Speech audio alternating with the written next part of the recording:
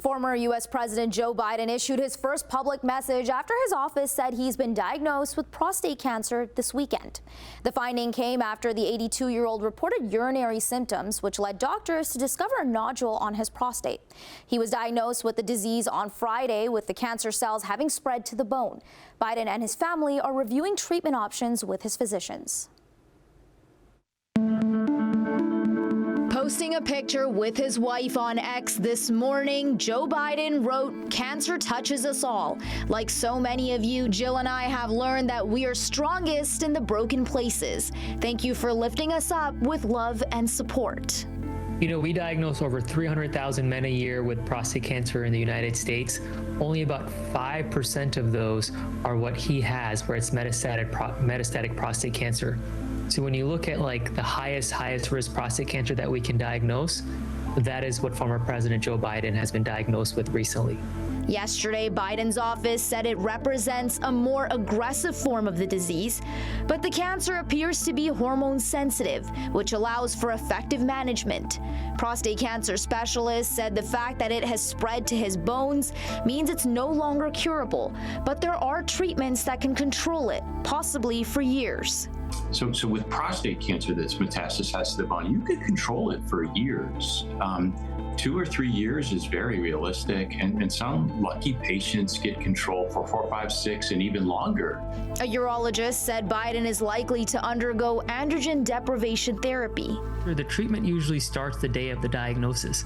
So patients may start on their androgen deprivation therapy, which is pretty much like hormone castration. So we're trying to like slow down the cancer, which can be fed by hormones or testosterone. So the treatment starts there, and then as more evaluations are being given, and as they see more specials, as we're expanding the team, more things may be added based on what that specific patient needs. After the news came out, tributes poured in from politicians on both sides of the aisle, including U.S. President Donald Trump. But it also revived questions about the extent of his health issues during his tenure, with Vice President J.D. Vance saying Biden should have been more transparent with the public. Look, I will say, whether the right time to have this conversation is now or at some point in the future, we really do need to be honest about whether the former president was capable of doing the job. Biden's physical health and mental acuity drew scrutiny during his presidency. He abruptly ended his bid for re-election last July, weeks after a halting performance during a debate against Trump prompted panic among his fellow Democrats. But one specialist says the diagnosis is unlikely to explain any issues during his campaign. And my belief is probably not. I don't think he had cancer the last 2 years, and that's why we saw physical decline on television. I think probably that happened from something else, and this cancer just happened to be diagnosed. Some doctors say the diagnosis suggests that he's had prostate cancer for some time. This comes as many are asking how the White House physicians missed it. I look back at the records, and there's no evidence that when he got his health status and the medical records were released that he had a prostate-specific antigen.